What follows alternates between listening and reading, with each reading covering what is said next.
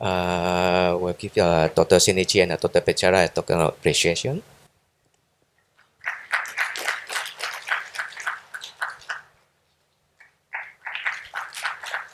We are running a bit late, so there's no Q&A in this session. Now pass to the chair lady. Thank you, Dr. Ling. Okay, we'll go in straight to the live demo. We are running a bit late. So I'll introduce the moderator that will facilitate you during the live demo, Dr. Bei Ji Yuan, who is in anesthetics in Hospital Kuala Lumpur and currently doing his regional anesthesia fellowship in Changi Hospital, Singapore. Let's welcome Dr. Bei. Thank you, Jayanti. Very good morning to esteemed guests, speakers and delegates. We are about to watch live demonstration performed by 4 outstanding RA gurus from Malaysia. So these 4 gurus are no strangers to our Malaysian anesthesia fraternity. I will first introduce the first performer. It's Dr. Afifi, Ahmad Afifi. He's actually a consultant anesthesiologist and pain specialist from Hospital Sultanah Bahia, Kedah. He's just 1 hour away from here. Okay, he has the expertise in the regional anesthesia, critical care sonography, ultrasound in pain management. He received his fellowship in pain management in Hospital Selayar and also in Perth, Australia, under the tutelage of Professor Stephen Short. And in fact, he had a few publications with Professor Stephen. Are we done with the introduction? Yeah. Everyone can hear me well? Because I can't hear you all. We have our patient here. I hope everyone can see. We have draped and we were ready since about 20 minutes ago, in fact. So we have with us here Mr. Firdaus. He's scheduled for left hernioplasty. So what I'm going to try to demonstrate is how we shall do ultrasound guided, not ultrasound assisted. If you want to do ultrasound assisted block, you have to mark the proper spaces. As you can see here, patient is already lying laterally. The operating site is dependent site, and what I marked on the skin of the patient now is where the L3, L4 interspace is, L4-5 interspace, and this is L5-S1 interspace. And 3-4-5 is where the spinous process is lying. And if you can see, there are 5 scanning techniques. First of all, I think we have to thank the guru of central neuraxial sonography, which is sitting with us today, Prof. Kamaka. Everyone is indebted to him and his group in establishing the scanning of the central neuraxis. And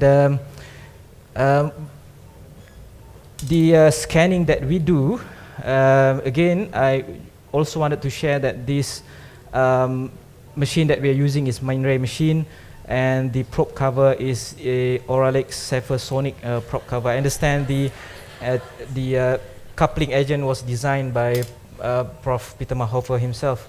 So this is the paramedian scan, that 3 paramedian scan that you need to know of. If you look at the image on the screen, I hope you all can see the image on the screen. Yeah, it's clear. Yeah. All right. So this is paramedian. You can see trident sign on the skin.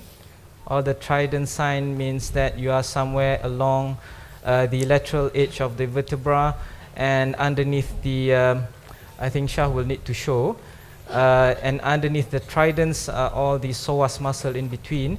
You can see the fingers, the trident with shadows underneath. And as I scan more medially, you would see the transverse process join the articulating facet. You see the hum there, and it becomes a full hum. This is a second view, what we call paramedian articulating facet view.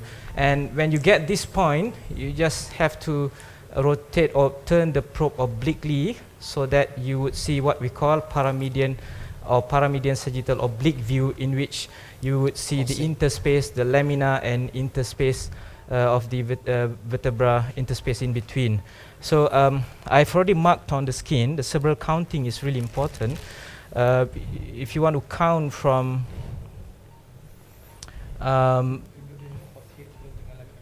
sorry? Yeah, so this again, this is paramedian sagittal sign, the first view, paramedian transverse process view, sorry. This is paramedian sagittal articulating facet view with the what they call camel hump.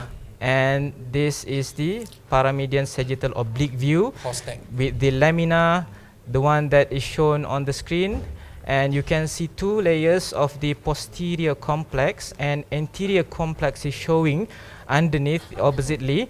And the posterior complex, you can see possibly the dura and the ligamentum flavum illustrated in the image here. So those are the lamina. If I scan downwards, you would see that the lowermost interspace is the L5S1, the one marked on the screen here. And as I go up, this is L45, the one in the middle of the screen here. And as I go up further, this is our target, which is the L34. So I'm going to start by taking the probe, sliding. Yes. Sorry to interrupt. By landmark, surface landmark technique, is the Tafnia line really correlate to the L3? So I've already marked where the what you call the toughness line should be on the patient's skin. So it's almost, correspond to where L4 is. This is the iliac crest, and this is where L4 spinous process is. It's almost correspond to your surface landmark if you do it blindly. All right, so now let's get to business. So this is L34, the one seen on screen, in the middle. So that's L34.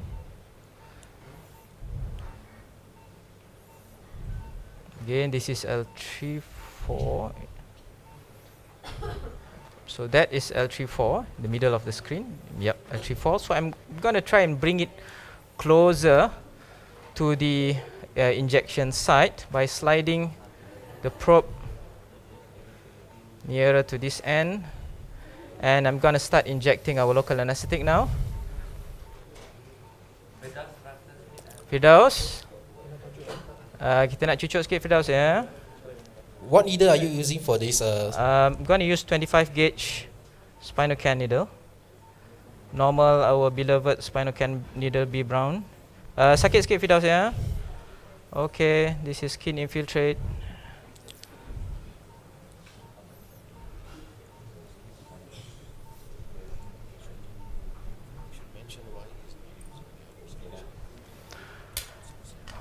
Right. Okay.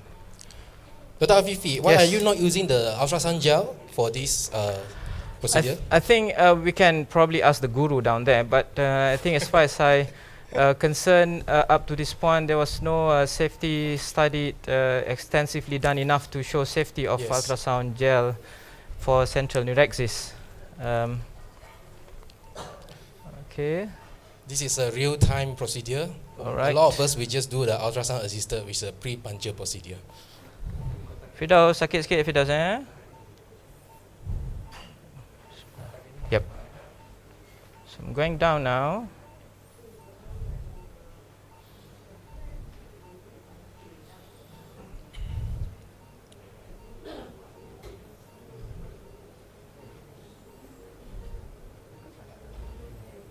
Yep. Near, quite near.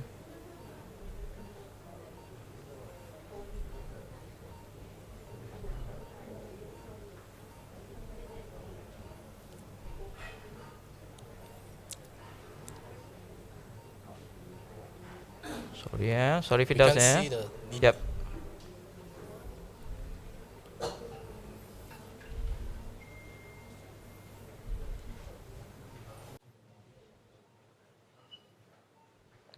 I'm gonna go down now.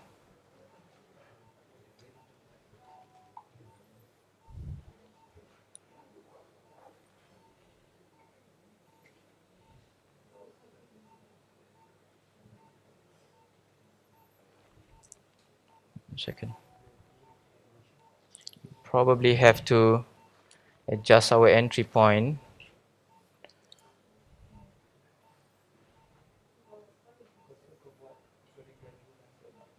Good angle. Yep. Probably have to adjust our entry point. Gonna inject again. Sikit-sikit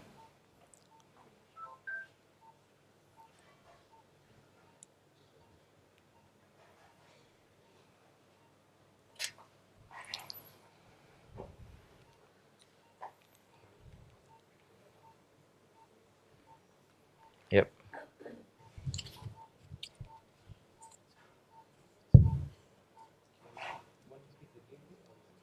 Okay.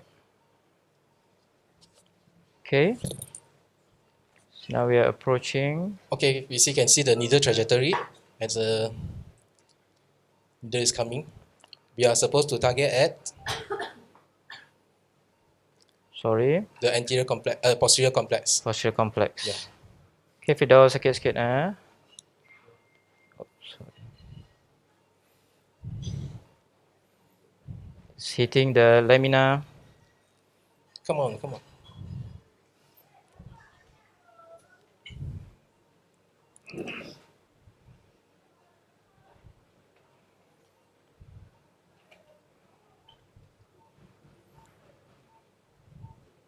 This is not Okay, easy because sorry. we are using a 25 gauge needle. Yes. Yeah, if in the thoracic epidural or even Yep. epidural, usually Yep. we use a bigger needle, Of course. a better needle enhancement.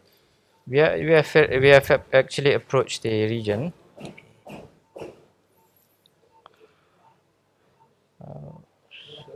Belum.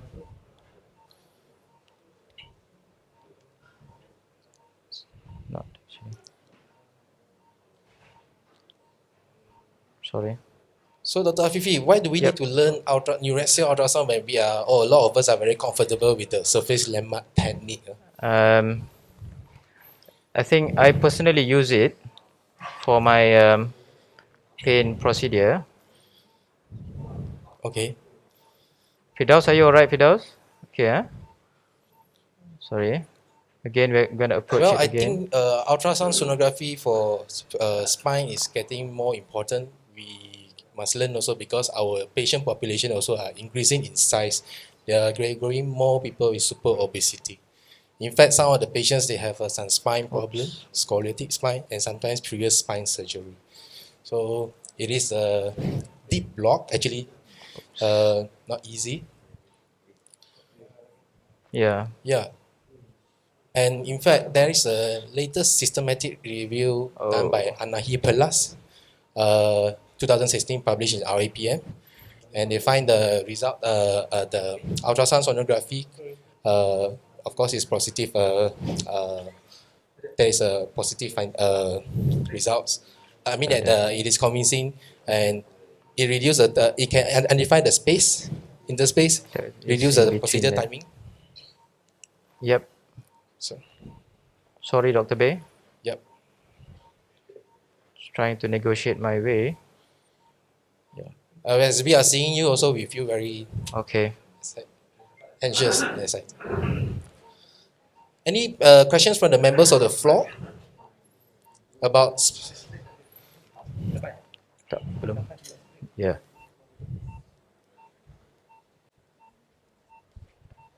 Actually, if you look at this Hi, Prof. Hi, good morning. You Morning. can see it is being done from the non-dependent side. Yep. Now, look at where the hub of the needle is relative to the thecal sac.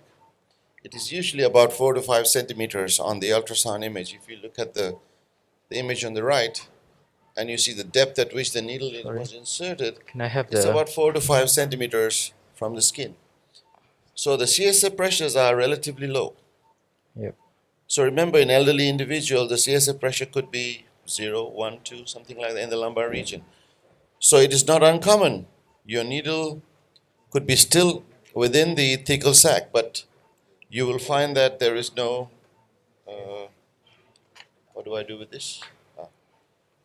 Yeah, this maybe. You will find that the needle is in the thecal sac. Like you see here, it's 1, 2, 3, 4 centimeters, okay? Yep. And you're using a 25 gauge needle which is prudent because you don't want to put a 22 gauge needle. But if you have difficulty, then you might have to use a 22 because that's going to give you the CSF flow. With the high internal resistance of these needles and this height that the CSF has to negotiate, a dry tap may not be the dry tap you think it is. So I've seen many situations where the needle is in the thecal sac. I can see the needle here, but there is no CSF. So unlike normal teaching where say you should not aspirate, a gentle aspiration with a 1 cc insulin syringe is I can recommend that. And many a times I've had no CSF, I've injected the drug, perfect spinal. So remember that you're doing it from the non-dependent side because it's ergonomically easier on this side. And you see, if you were doing it from the non-dependent side or the dependent side, it's ergonomically more difficult, technically more challenging, although the CSF efflux may be more quicker. So this is a practical point that you have to keep in mind. Also, when you look at the transducer, it is directed obliquely. It's a paramedian, it is a sagittal, it is an oblique scan. Sorry, yeah. So the normal the new- tendency I'll is get the to new tilt needle. the needle too far. Need a new needle. The normal tendency is to tilt the needle too far medially because you are thinking the beam is looking like this, I need to direct it.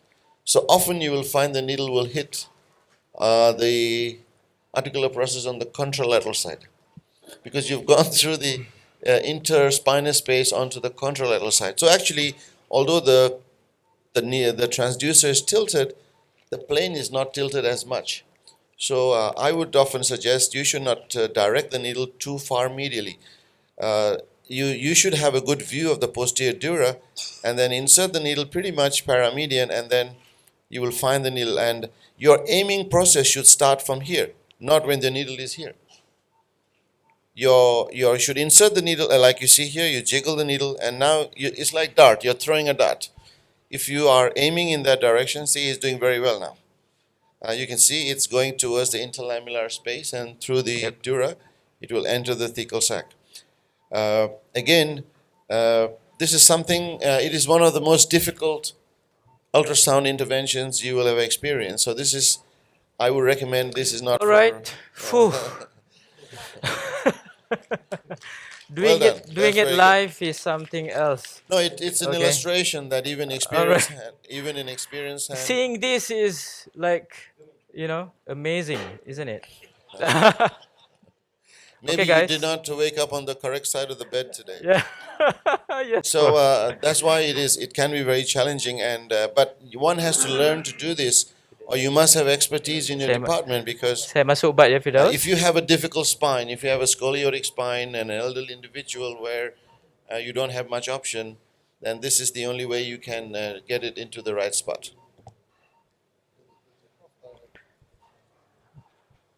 All right. All done. We have actually showed earlier on the paramedian transverse process view, paramedian sagittal articulating facet view, paramedian sagittal oblique view that will be discussed tomorrow in the hands-on session. And there are another two views transversely, which is transverse spinous process view and transverse interspace view. Right, I'm done. Well done, Dr. Thank you. Afifi. Sorry, Firdaus, yeah? Prof, what if the patient has scoliotic bone? Any advice? All right. I think scoliosis is a subject of its own. It's quite difficult conceptually. It's kind of a topic that you have to learn at a later stage. But if you just wanted a very simple tip to take away without learning all the complex rotation and alignments of the vertebra, remember the L5S1 space is the largest interlamellar space. Scoliosis rarely involves the L5S1 space. More importantly, if you have instrumentation like Harrington rods or laminectomies, the rod never gets onto the L5S1 because you need pelvic mobility. So the surgeons will usually, the end of the rod will usually end at L3 or L2 sometimes. So L4-5 is your friend. But remember, L4-5 dry taps are very common again. So patients will often say, ouch. but no CSF. Don't be scared to inject your drug. You inject the drug and you wait and see, and the patient will tell you immediately the patient's hip pain has disappeared or knee pain has disappeared.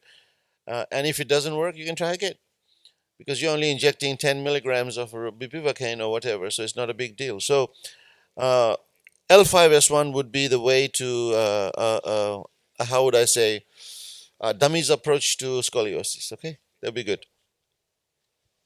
Thank you, Prof. Any questions from the floor? And now, if not, we move on to the second performance. Our expert will be Dr. Azrin Mohamed Azidin. He is a consultant anesthesiologist from Hospital Kuala Lumpur.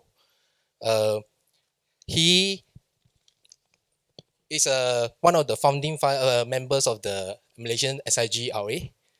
And also he holds, apart from the expertise in regional anesthesia and analgesia, he also has expertise in robotic surgery and transplant. Okay. Dr. Azrin, for us in Malaysia, we have often seen him in action in various conferences. Where there is a Dr. Azrin, there will be his partner, Dr. Amiruddin. Both of them are like twins. Though they are not from the same mother, but they are like sworn brother. I mean that, yeah. Dr. Azrin, are you ready?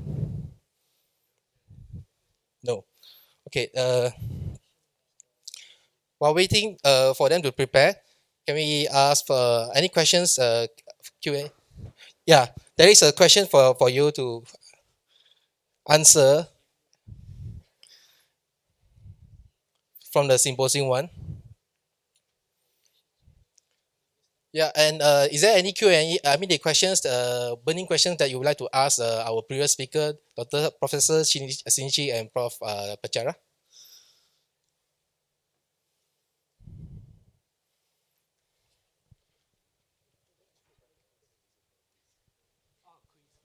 Oh, okay. Prof are so eager to answer give the answers, but actually that questions are actually for the quiz.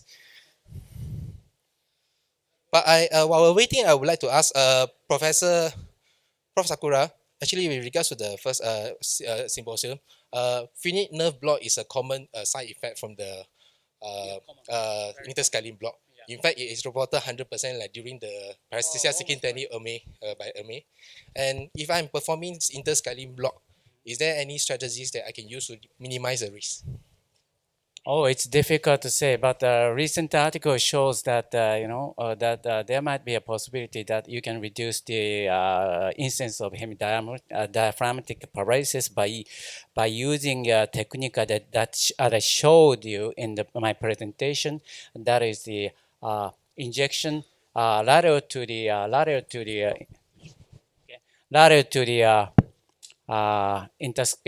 brachial plexus sheath, so that not into the sheath, but you need to do a conservative approach to do the lateral, to conservative approach to inject local anesthetic outside the sheath, so that there may be possibility that local anesthetic does not want spill outside the groove, so that you may spare the phrenic nerve.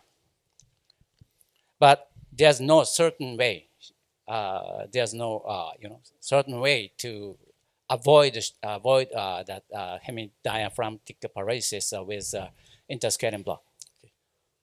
Even if you reduce the dose, it happens when it happens. So that. But I have done many times. I have done interscalene block in many patients, a number of patients, from whom I had maybe 2 cases who needed intubation, and intubation to cope with the difficulty in respiratory function in patient who has a severe respiratory complications. Yeah, in fact, I recently encountered a case.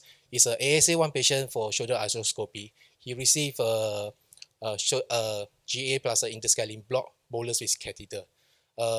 Interestingly, only by post-op day 2, he developed symptomatic finite nerve palsy. He has normal BMI. He has no he's non-smoker, and during the clinical examination, we found out he has a finite nerve palsy. We stopped the infusion, and also we gave the oxygen support, transfer him to high D. What happened is that other investigations showed that he actually have a pulmonary embolism. He had a classical ECG changes, and also we proceeded with the CTPA, found that he has pulmonary embolism. So it seems like finite nerve block, there is an unintended role of undiagnosing underlying lung pathology. But actually, to emphasize that most of the patients have finite nerve block are asymptomatic in a healthy patient, and they are transient. And those who are at risk of having finite nerve block palsy become symptomatic are those who are high BMI. They have underlying respiratory lung disease. Is Dr. Azrin ready?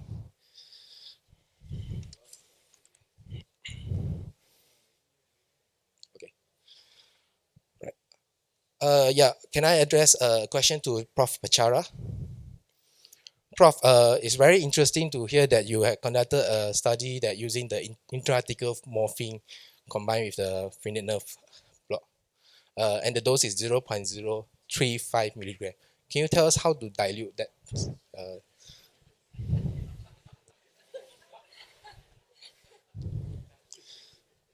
I use the insulin syringe. There are two kind of insulin syringe, right? One they have the dead space.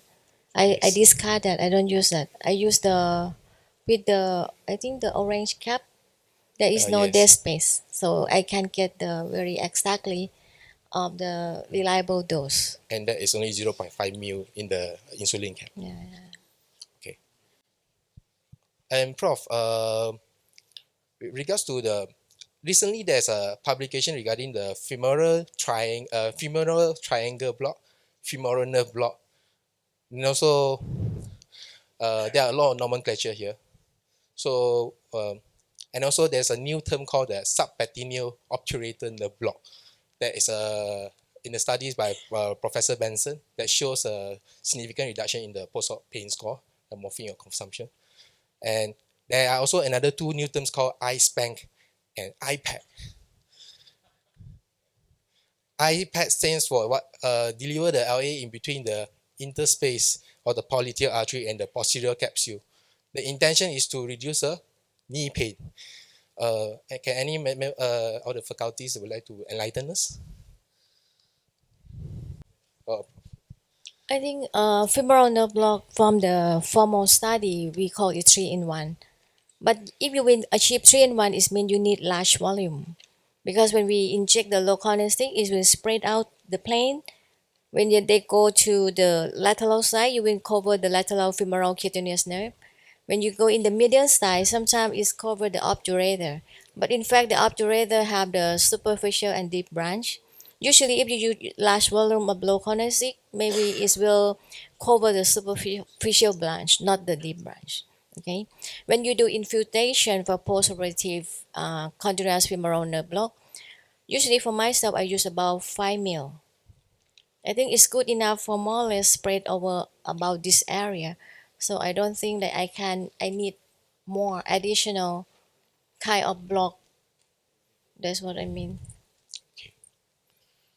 Because I'm very happy for the result, because my patient have optimal pain and ambulate well and can go home with time fashion of the rehabilitation program.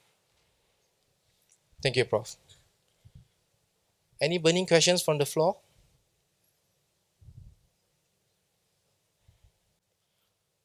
Okay. Dr. Azrin?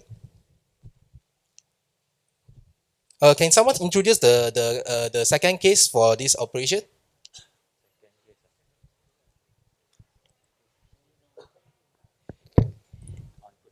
Okay, Harif here. Can you hear me? Yes. Okay, this 89-year-old gentleman presented yesterday with close fracture of femur, so planned for gamma nail. He was known to have hypertension. Okay. Okay. As for this case, which ultrasound machine that we are going to use? Sorry. GE. GE. Okay. What about the needle type, as well as the type of local anesthetic?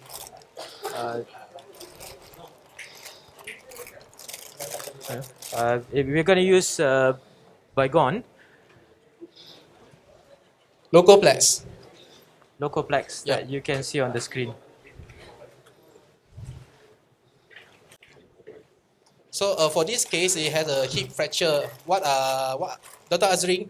Hello? What kind of nerve block that you would like to provide for this patient? Hello, Bay. Can you hear me? Yeah, I can hear you clearly. Okay. Thank you for the introduction, Bay. We this patient is scheduled for a gamma nail of the right intersocaric fracture.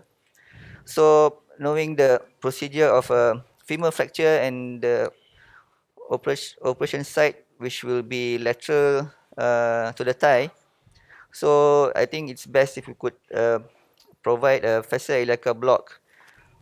Firstly, to provide pain relief for optimal positioning so that we can either perform a spinal or provide a post-operative pain relief for the patient after surgery. As you know, intertrochanteric fractures are well known associated with elderly patients. So most of the time, these patients have comorbids, and so it is a good alternative analgesic technique that so that you can avoid To spare the usage of opioids and further IV analgesic agents.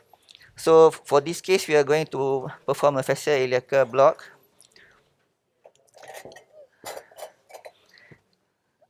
Oh yeah, Dr. Azrin, I've heard about the Fascia Iliaca. This is a single shot, right? Yeah, single shot. So there's two approaches. There is infrainguinal and suprainguinal. Yeah, correct, Bay. Yeah. I'll be showing you both the technique, which is the suprainguinal and the infrainguinal. That's good. The infrainguinal technique is basically a femoral nerve block, which is in-plane technique, lateral to medial approach, using the femoral nerve block technique, just that giving volume, and also to ensure that the local anesthetic is on the lateral side and above the iliacus muscle, but below the sartorius muscle. So we'll be using Sifco transducer cover, Yes. which is a set that has sterile gel within it. So it's quite convenient to use. And we're using Logic S8 from GE with a linear transducer ML6 to 15.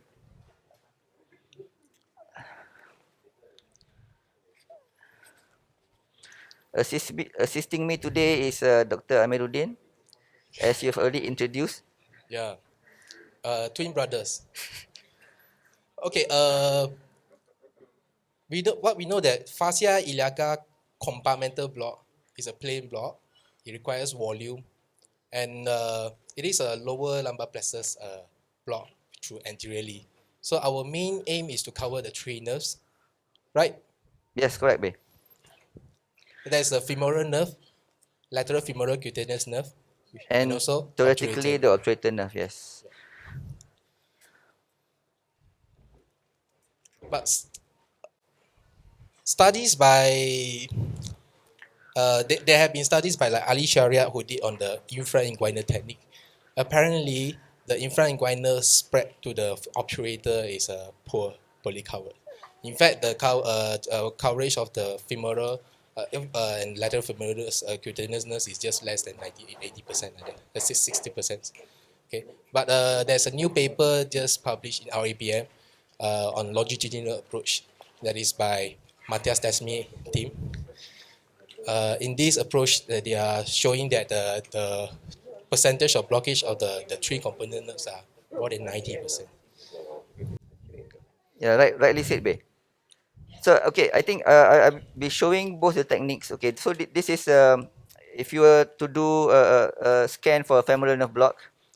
So this is where what we call the snowman signs. Okay, you see two arteries and one vein.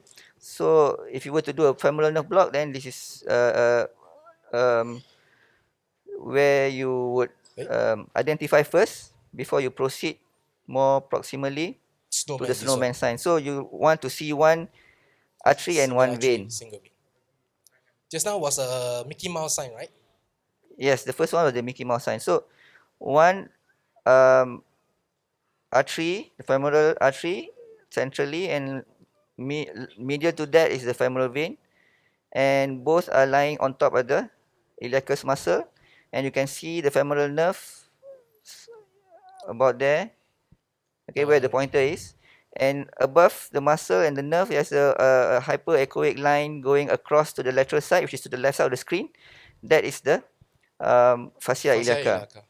Okay, so if you were to do a femoral nerve block, your approach will be in plane, lateral to medial, okay, lateral to medial, in plane, and give a maximum 20 mils of local anesthetic.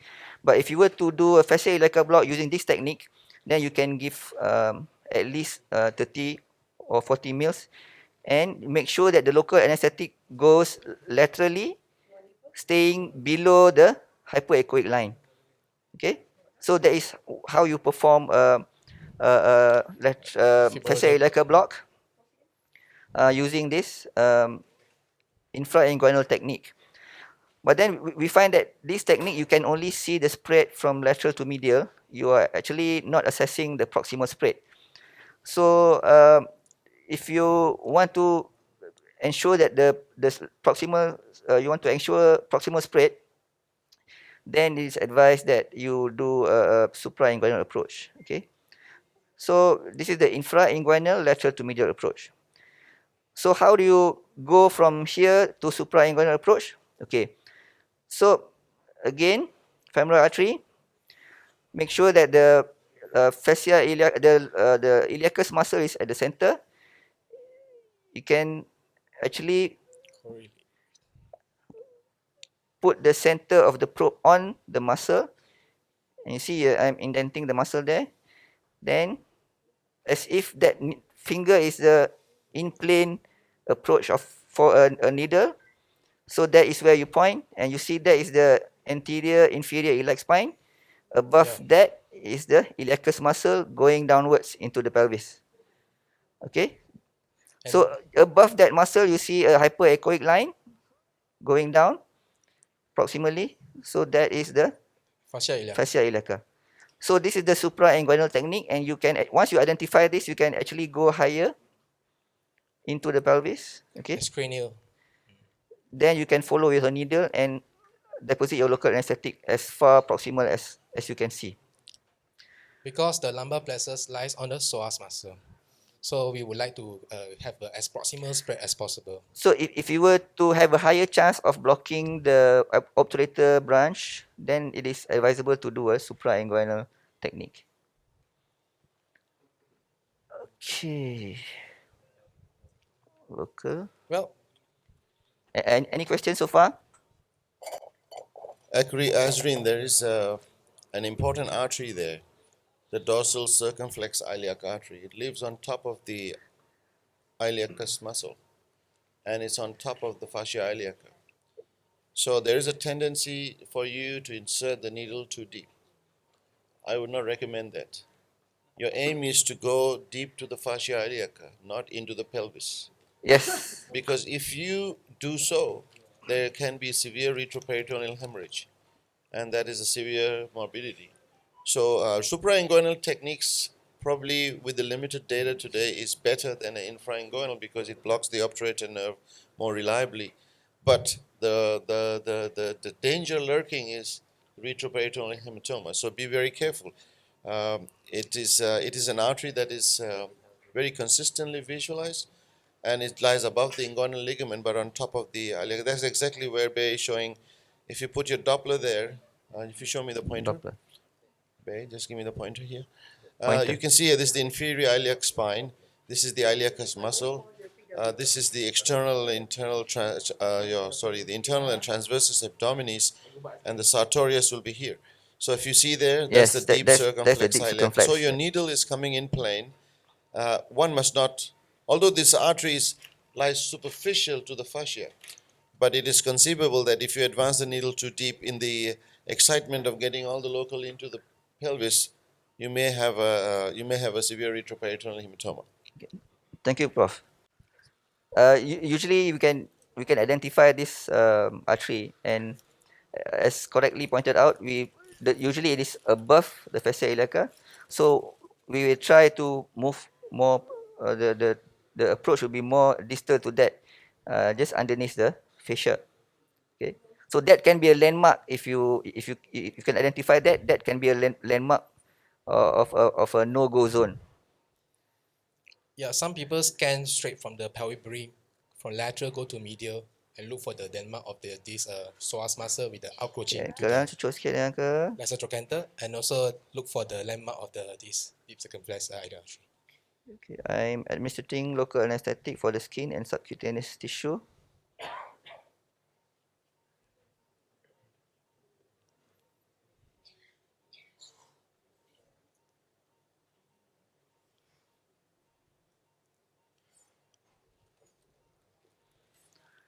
I leave that to work for 2 or 3 minutes.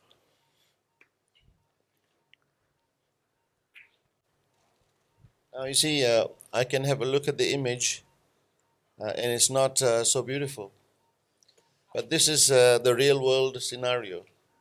When you will see these images tomorrow in the workshop, they will be a lot beautiful because the patients are healthy, young.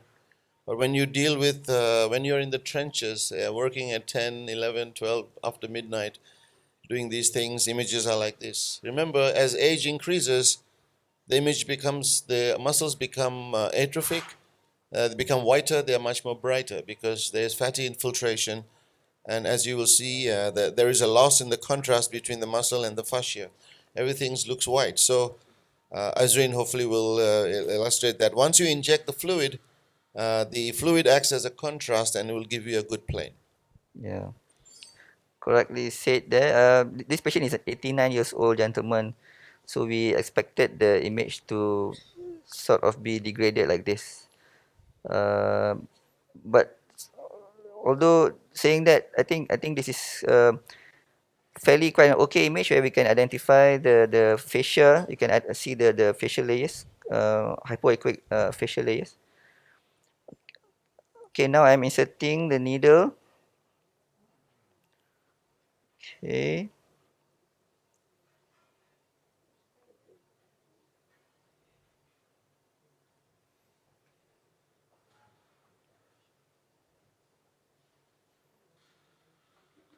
So that is the needle. You can feel the facial click as I penetrate the facial lata.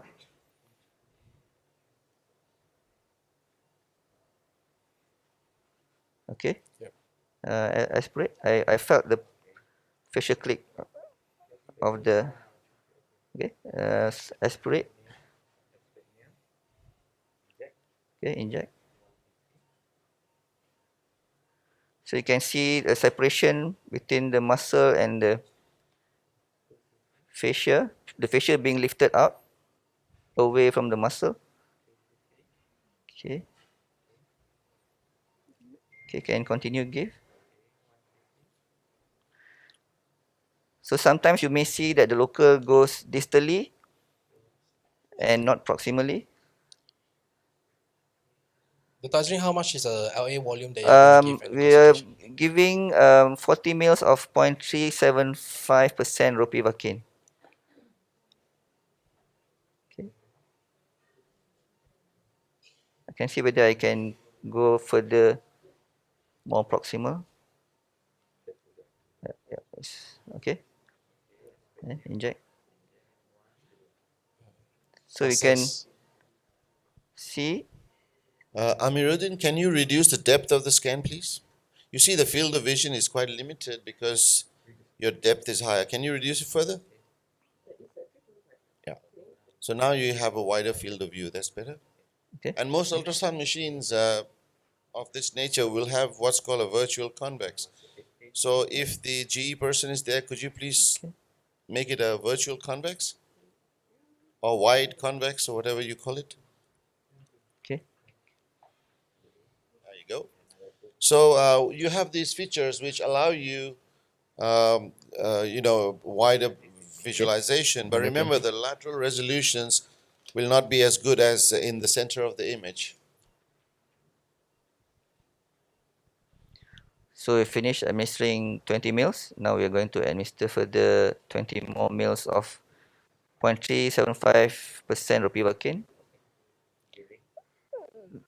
So the needle tip is still below the fascia iliaca, but I think unfortunately quite large portion of the local is in the muscle. But usually if it is along the superficial layers of the muscle and below the fascia iliaca, it would still work beautifully. So we continue giving it. Okay. In aliquots, of course, and don't forget to aspirate intermittently. FICB has been part of the hip fracture pathway analgesia. So in some hospitals nowadays, they part of the hip fracture pathway, we will offer FICB catheter for the patients.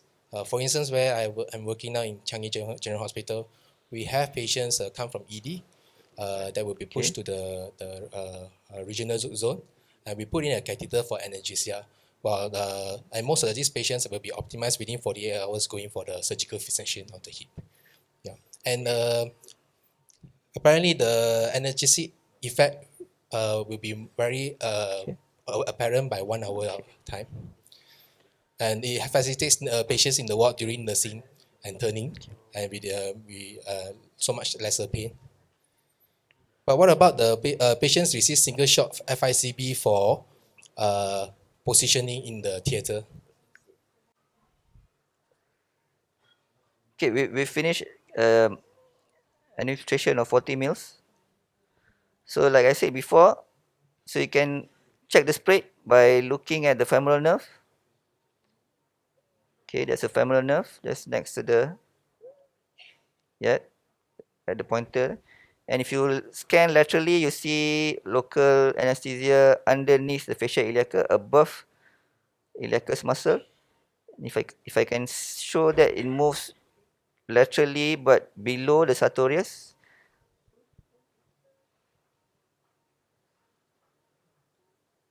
So there's a sartorius muscle there on where the pointer is at. So that is the local anesthetic below fascia iliaca. Okay, that's a femoral nerve that above there. Then if I show the long axis view, that's the femoral artery. Don't go there. Okay, that's slightly deeper a bit. Can see some hyperechoic pockets below the fascia iliaca there. Probably there's some air, which means that the local is in the correct plane. Okay, all right. Thank you very much. Good job.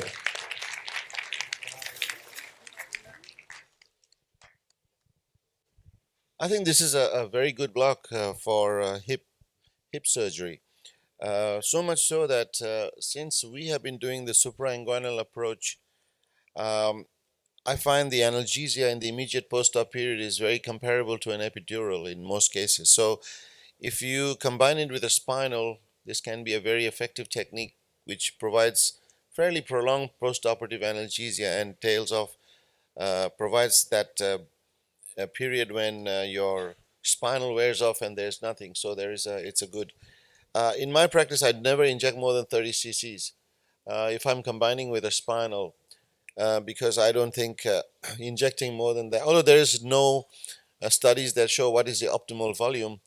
Mind you, these are elderly patients, and I always use 0.2 or 0.25%. That's usually adequate, more than adequate.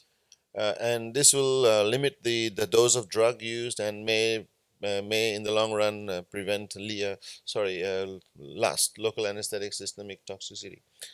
So positioning, it helps you, but you have to wait for a little while before you turn them around. It's not like a spinal. So it takes about 5-10 minutes before you can. In many centers in North America, they are doing this in the emergency departments. So that allows in a sort of fast tracking, expedited geriatric kind of care. They do it, and with great success.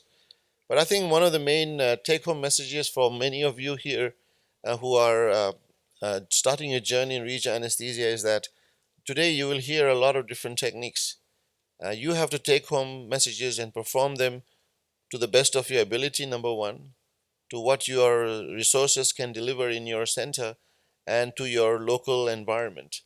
They are doing adductor canal blocks and all this in North America not because it is reducing falls.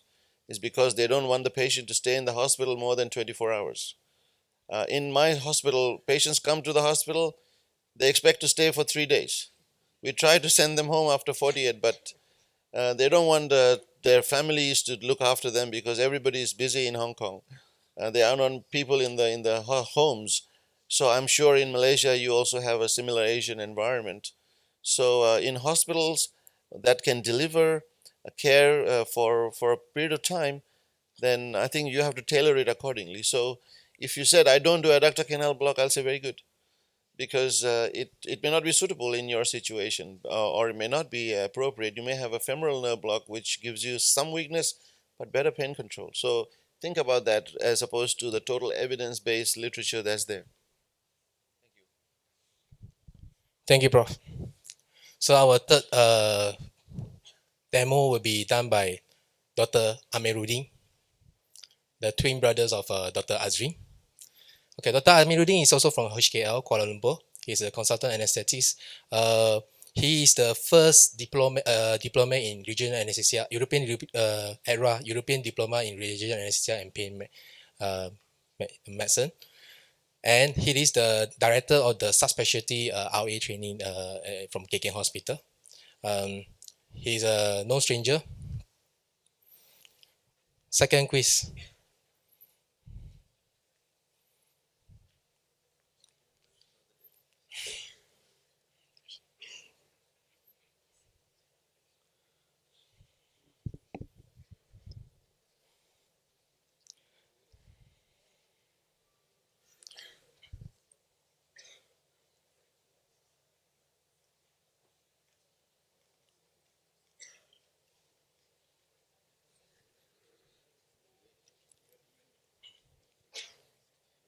So far, is there any questions to from the floors? Okay, I understand that the next case is a breast surgery. It's going to be a simple, actually, excision of the fibroadenoma. Fibroadenoma. Dr. Ami will be performing a PECS block for this patient as an anesthesia. But I would like to know from a show of hands that how many of you have done PECS block?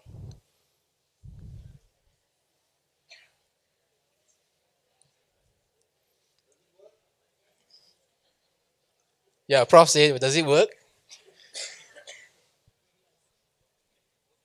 Dr. Koo?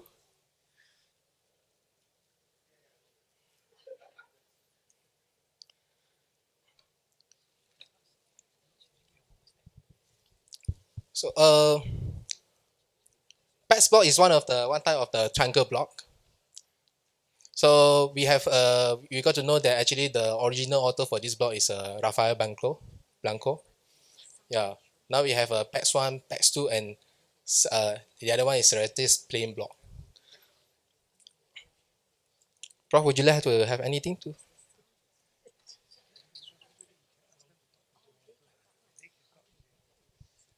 Okay, I didn't prepare for this one, but I guess. Okay, I think these PECS blocks, I will be talking more after the tea break about this. But if you look at the PECS block, Dr. Blanco is a very good friend of mine. We spend a lot of time together, arguing, talking, and talking about science and developing. But I'm a critic of these blocks because I'm a paravertebralist. I'm a purist.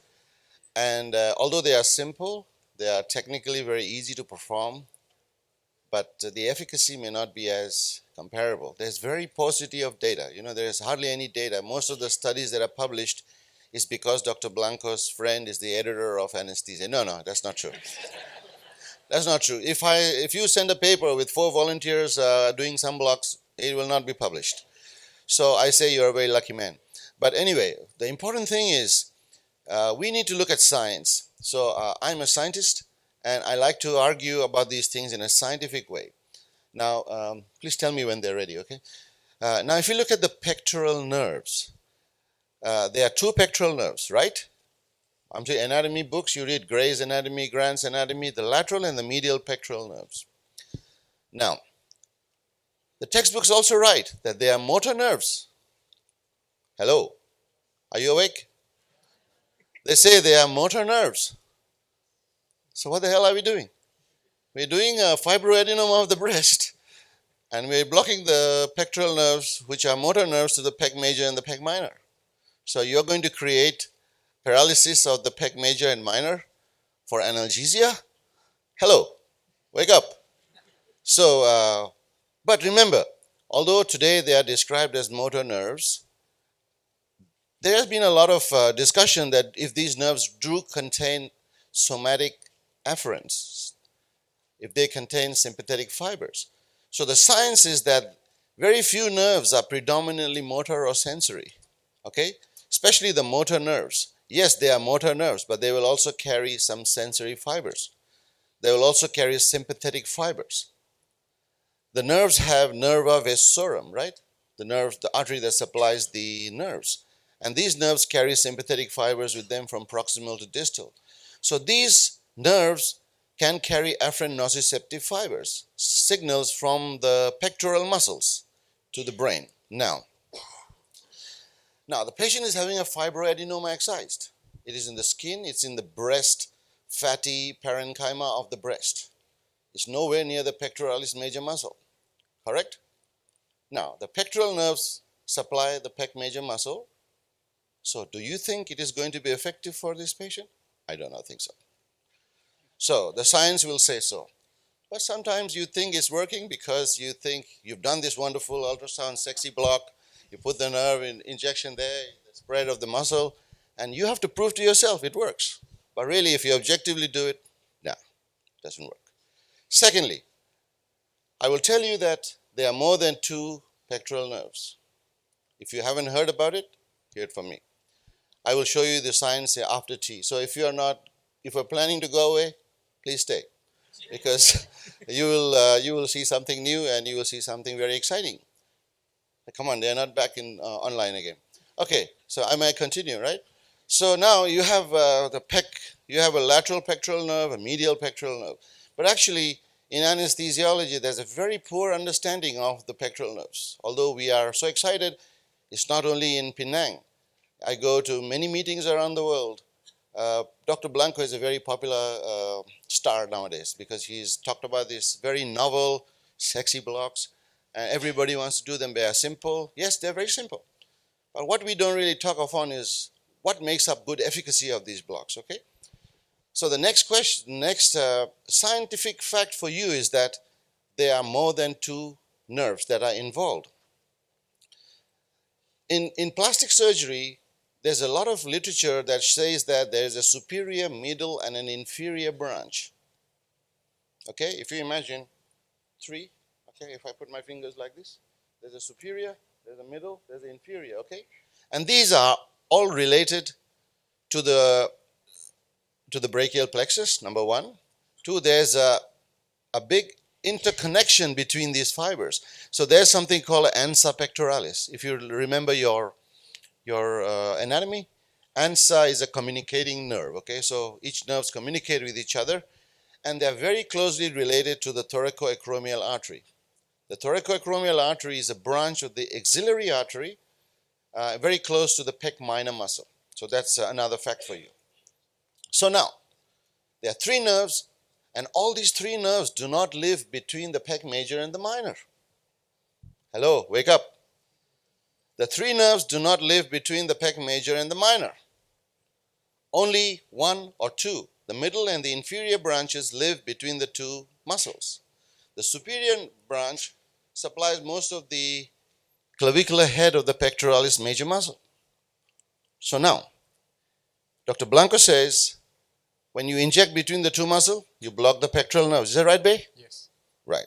So he says, you put your local anesthetic 10 cc's between the pec major and the minor, you will block the pectoral nerves. It's a published fact. But really, there's no evidence to say it blocks the pectoral nerve, because how do you test the pectoral nerves? You can't put a pinprick, because there's no somatic sensation. It is a visceral muscle. You have to check the pectoralis major and minor. And not many people know how to test the pec major and minor. If you know, you have to do a pec major and a pec minor different testing. So, if you do not test this, you don't know if your block is working. And secondly, the local anesthetic you put between the pec major and the minor are not going to block the superior branch of the pectoralis, of the pectoral nerves. So, the fact that if it cannot spread to all the areas of where the pectoral nerves are located, then you cannot get a complete pectoral plexus block. Now, the third fact for you is, ladies and gentlemen, wake up. There is a pectoral plexus of nerves. There is a subpectoral plexus of nerves. It's good I'm saying this now, because it'll be easy for me to make you understand later when I show you the pictures. Are they ready? Okay. So I will tell you the third fact after the tea break, okay? Thank you, Prof. Okay, hi everybody, good morning. Thank you, Prof, for the explanation. You have made my job easier. So I shall proceed with the performance of the block. I'm using the same logic acid machine, okay? So,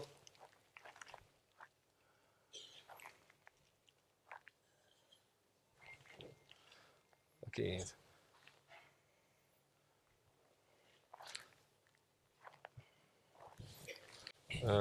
Can we make it deeper?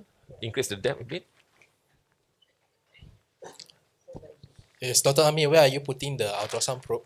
At the coracoid process, this is where the site, almost similar where you want to do the infraclavicular brachial plexus block. I'm trying to search for the axillary artery. Okay, I can see there's something pulsating there. Okay.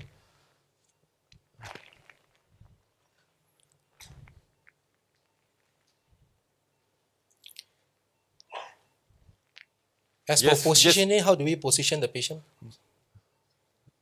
Sorry, again, Bay? How do we position the patient just now? We abduct the arm, is it?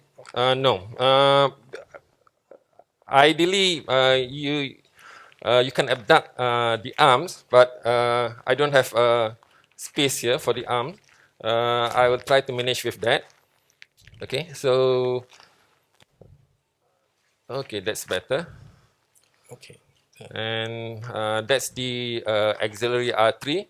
I think you can see some pulsation, and then there's some small branch that branch out from the axillary artery. So I'm going to perform the PECS. the PECS block. The first is the injection in between PECS minor and serratus, and then followed by the PECS major and PECS 1 in between major and minor. Okay. So yeah, the PECS major will be this layer, superficial. The second layer is PECS minor. Okay, the position of the probe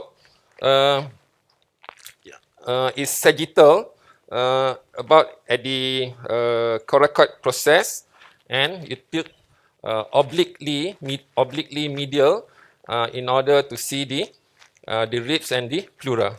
Okay.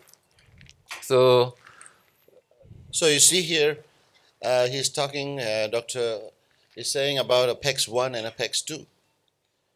So my good friend did PECS 1 and he found out, I guess, that it's not really going to be very effective. So we got to put a local anesthetic deep to it, okay? That's again a joke. He's a good friend of mine. Now, so the first PECS 1 injection is between the two muscles.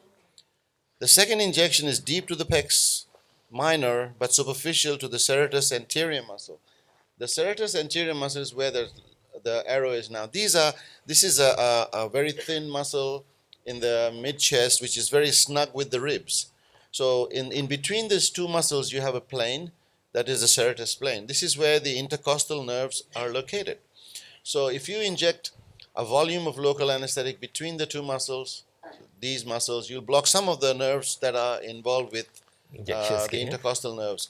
And between the two PECS muscles, we'll block some of the nerves that are part of the pectoral plexus. Also, deep to the pec minor, there are some branches of the pectoral nerves, and I will show you later. So these two may be effective for a fibroadenoma, but a PECS 1 will not be effective on its own, okay? yes, I totally agree with that, Prof. I think for the probably with mastectomy, probably the PECS 1 will benefit in that patient, but not for this patient.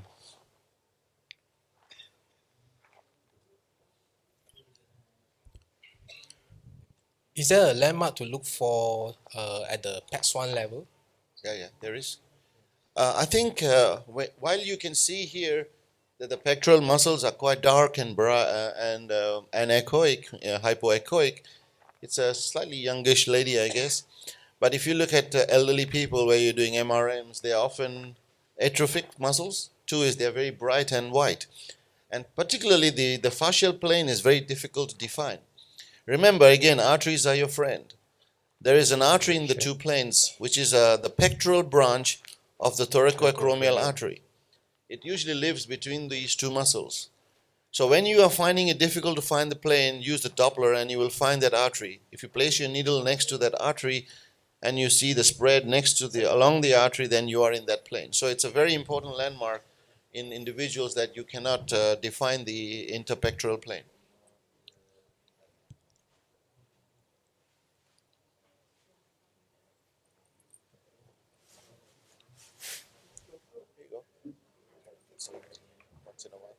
Apa? Kau nak cakap apa?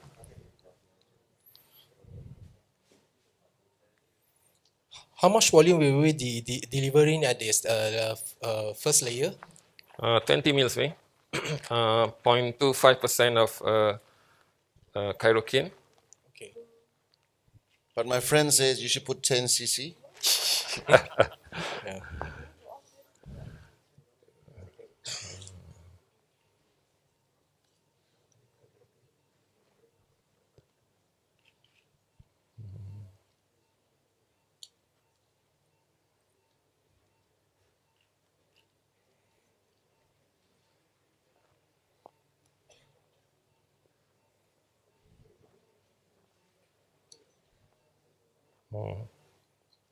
Sorry ya.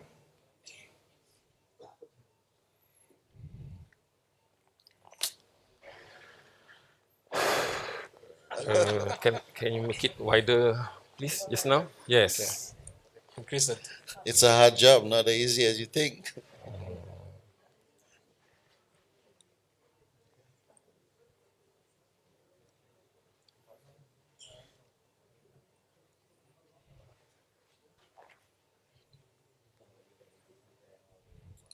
I think one of the important pearls you can take away is sometimes when you're having this difficulty and you are finding it difficult to visualize the needle, there's no harm injecting a bit of saline.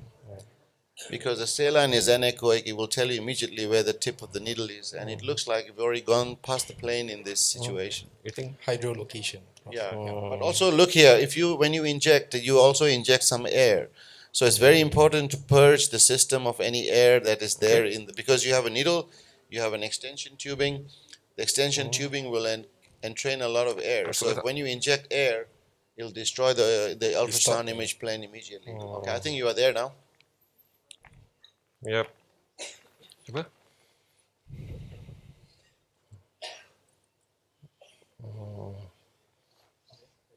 Hmm? Yeah, you're good.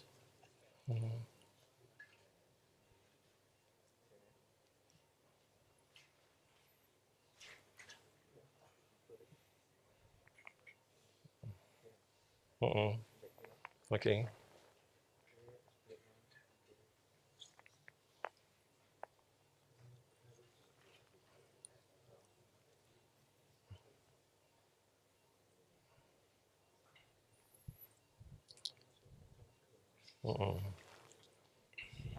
Yeah.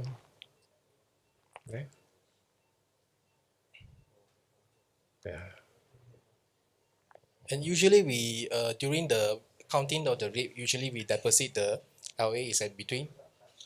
Now that's a very important question too. How do you count the rib? Okay. Uh, You carry on with your block. I will tell them how you Yeah. count the rib. Okay. No, I think that's a difficult question. Okay lah. I will tell Thank you you. that secret later. Okay.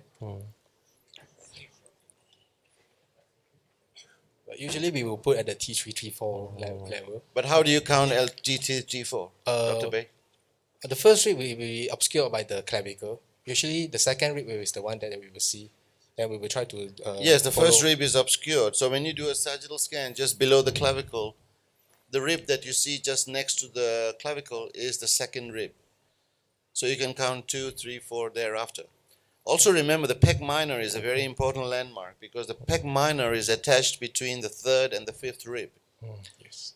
If you're a musculoskeletal person, you will know that, In? but not as an anesthesiologist. So I'm saying, so it attached from the third to fifth rib. So if you see the pec minor, you are between third and the fifth rib.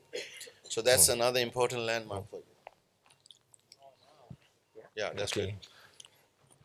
This bagi 20. This is the another injection in between pec major and pec minor, which Prof has pointed out for fibroadenoma. I think it is not useful at all because it's in the breast tissue. But for mastectomy, I think it's good for pain from when the surgeons, scraping on the pec major muscle. So, as Prof has mentioned about the counting of the ribs, okay, that's the clavicle, and the next ribs that you can see is second, that will be the third, and that's the fourth. So, any questions? Dr. Ami, you just gave a PECS1 injection. The PECS, the second part of the PECS2. Again, Bay? What about the second part of the PECS2, which is injecting between the PECS minor and the serratus plane? The first I've delivered the first injection in between the PECS minor. Oh, got already. If you can freeze, I think.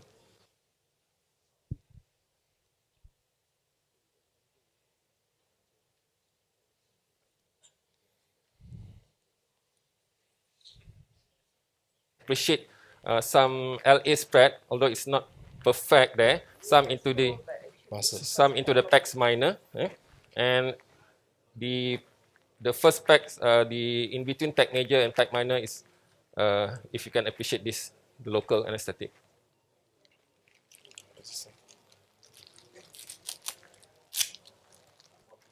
Okay, thank you.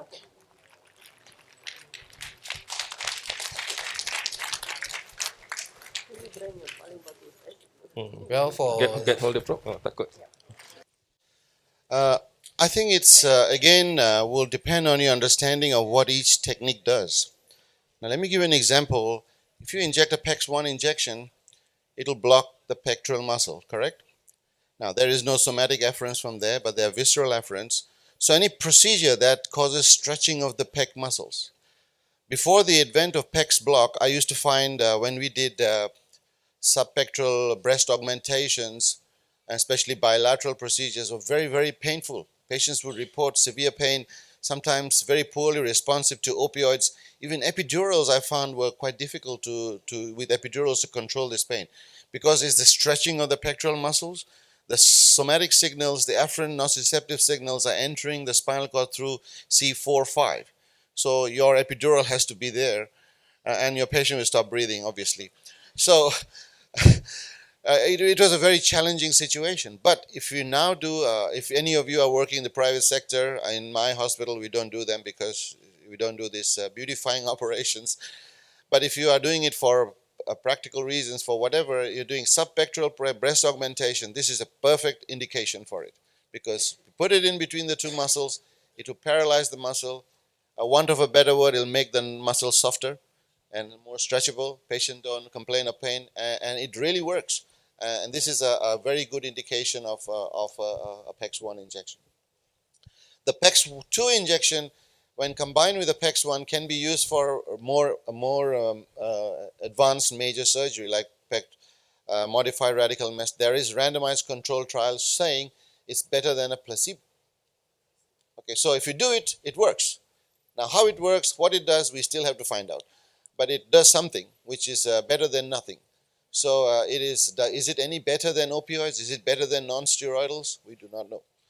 Also, if you look at the anatomy of the intercostal nerves, the PECS injections, even a PECS2 injection, will not anesthetize the entire breast.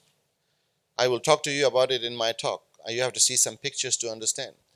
The innervation of the lateral aspect of the breast, the medial aspect of the breast is different. They come from different sources, although they are from the same nerves. So the pattern of blockade that a PECS2 injection produces, although it's described from T2 to T6 or even further, but the T2 to T6 injection, if it does occur consistently, I'm saying the word consistently, okay? You cannot have a good block on Monday and a bad block on Tuesday, because your surgeon will be totally unhappy with you. You spend half an hour and you produce this, and you waste their time. So you have to be consistent. Unfortunately, I'm not sure that it can produce a consistent block. What is the optimal volume? We do not know. What is the optimal concentration of the drugs? But it seems like if you do a PECS1 and 2 injection, it can be used for major breast cancer surgery, and it's better than nothing. Any comparison with paravertebral, Prof? Maybe you leave it to me to talk about it later. Okay, Prof. Okay. Yeah. Yes, paravertebral is the gold standard. I'm a paravertebralist. I have a research background for more than 30 years on this. I said 30, but I'm not so old. But nevertheless, the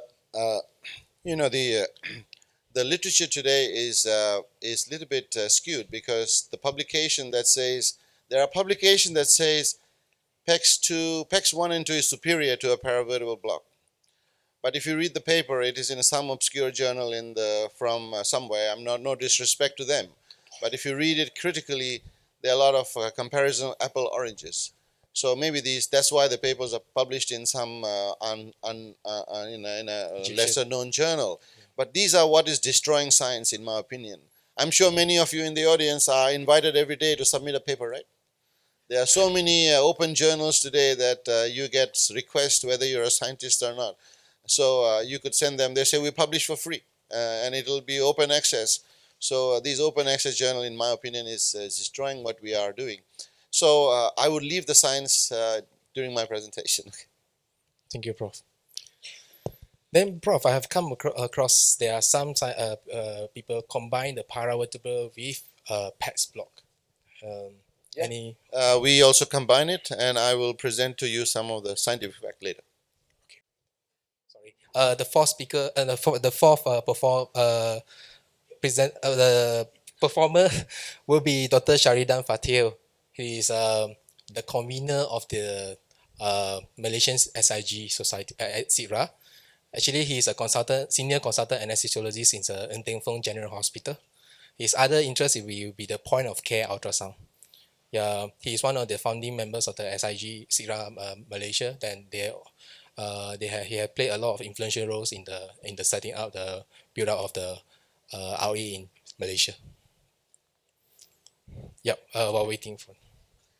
Okay, so when you look at the innovation of the breast, it's very complex. Its spinal origins of afferent nociception come from C4, C5 to T6, T7. So I don't know of a paravertebral block that will produce so much segmental spread. Even when we did thoracic epidurals, even I found when I used to do thoracic epidurals for breast surgery, anesthesia, I found patients often complain of pain. In those days, I used to think maybe some of the epidural is not getting to the right spots. I had no answer for it, put it that way. When we did paravertebrals, multi-level paravertebrals, although the literature says it is effective as the sole anesthetic technique in conjunction with sedation. This is the work that another colleague of mine from Duke University those days, Professor Greengrass, he is big as big. He was on the cover of the Times magazine. And I could not question that. So I used to do paravertebral blocks, and I found that many of my patients would not complain of pain when they were operating on the skin and in the breast parenchyma. But when they do an MRM, a modified radical mastectomy, they basically peel the breast off the pectoral muscle. They diathermize it and slowly remove the breast from the pectoral muscle. I found that most patients reported pain when they are diathermizing the pectoral muscle. Okay, the contraction of the pectoral muscle? They are ready. Yeah, okay. We continue that later. Thank you. Hello, everybody. Can you hear me? Yes. Yes. Clear. Okay, we have a young 20-odd-year-old lady who has had a ulnar. Can you show this? That one. Okay, there's an ulnar plate, but actually it's a butting on the skin. So she's complaining of discomfort and pain. So we are doing a removal of the implant on this lady. Who has kindly consented on us to do some sort of a brachial plexus block. So what I'm going to attempt is actually to do a costoclavicular brachial plexus block, which has been initially described by our esteemed Professor Manoj Kamaka there. So I think just to quickly run through, I know I think most of you would have done some sort of a brachial plexus block. So if you go from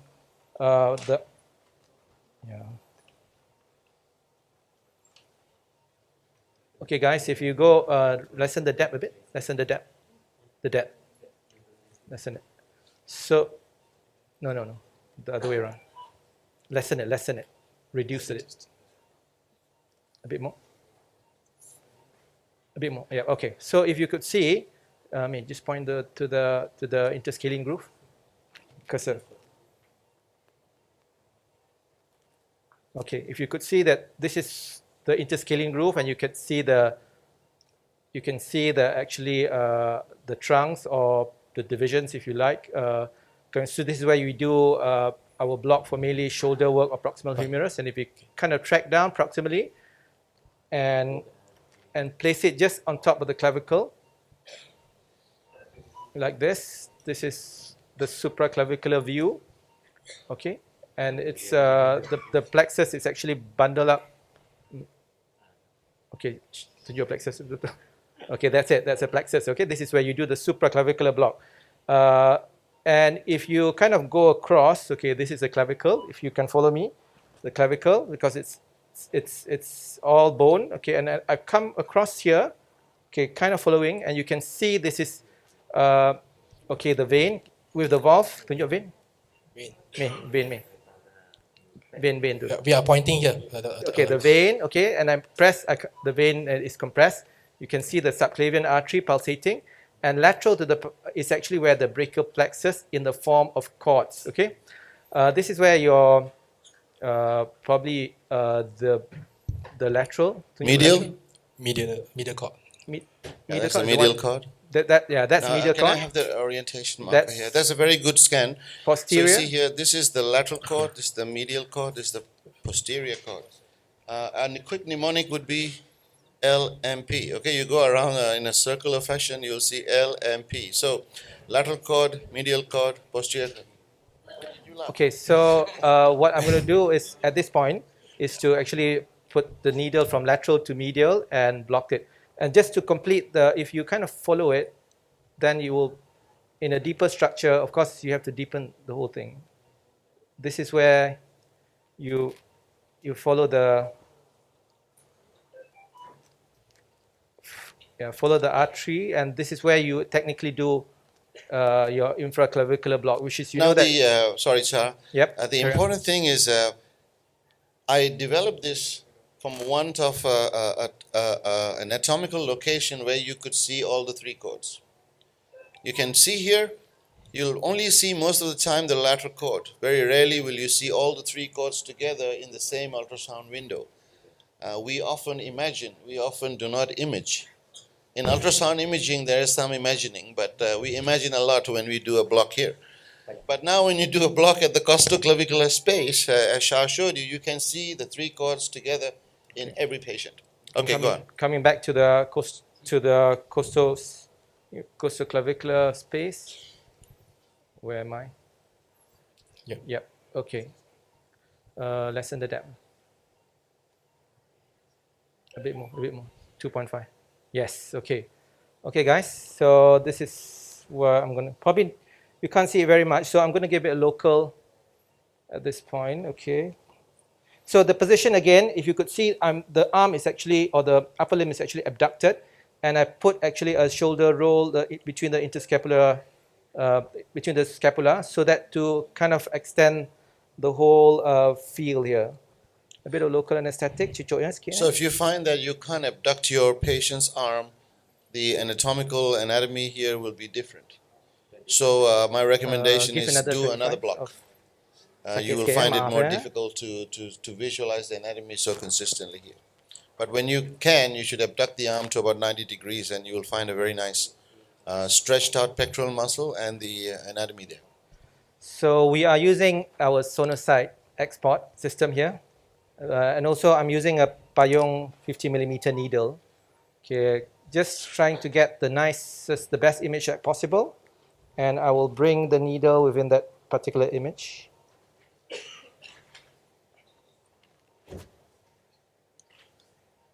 The hacker. Lari sikit ni. You must remember that the cephalic vein lives on top of this. So you must always find a window that is above the cephalic vein. Otherwise, the vein stands to be at risk of being punctured. So in this case, it's okay. We are advancing the needle towards the lateral cord, and the posterior cord is here in the shadow here, and this is your medial cord. So I think in the beginning, when you're doing this block, you should use nerve stimulation because it's to train yourself to learn which are the various nerve cords, etc. I know for sure now. This is the lateral cord, this is the medial. The important thing again is when you get a medial cord response, do not advance the needle anymore because the pleura is over here. So using dual guidance with nerve stimulation may help you some degree of protection because if you're guiding it and you get a motor response which is consistent with the medial cord response, then that's your I'm injecting stop, the initial local bit here. Okay.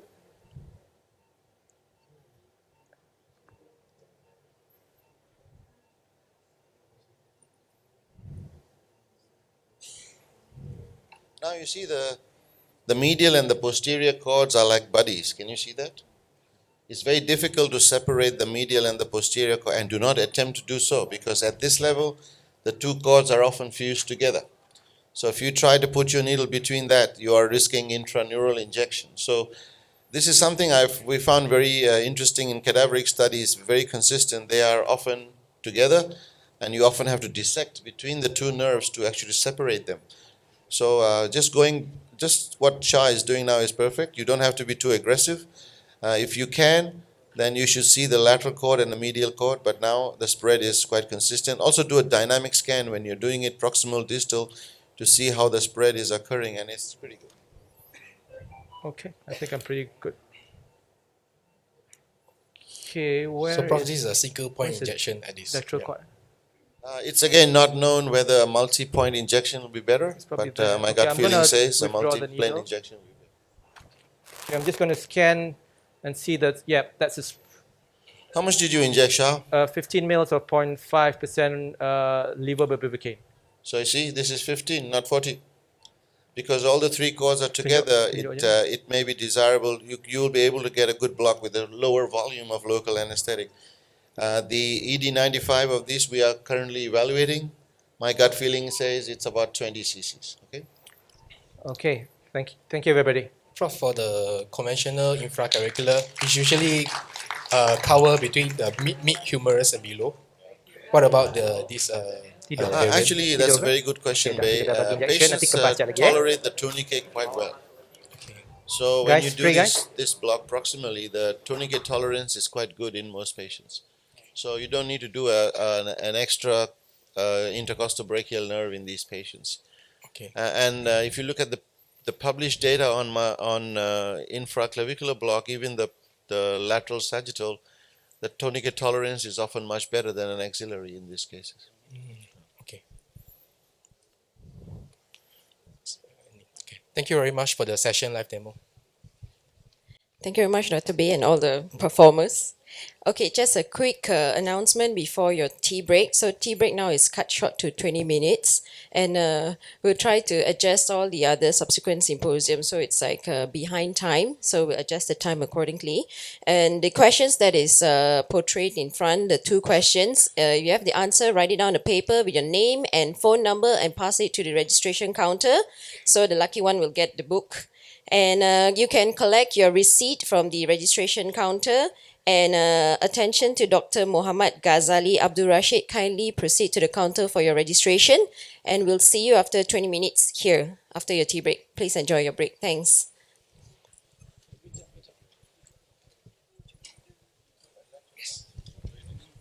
Thank you so much. Oh, my pleasure. You have explained so well. I am so off.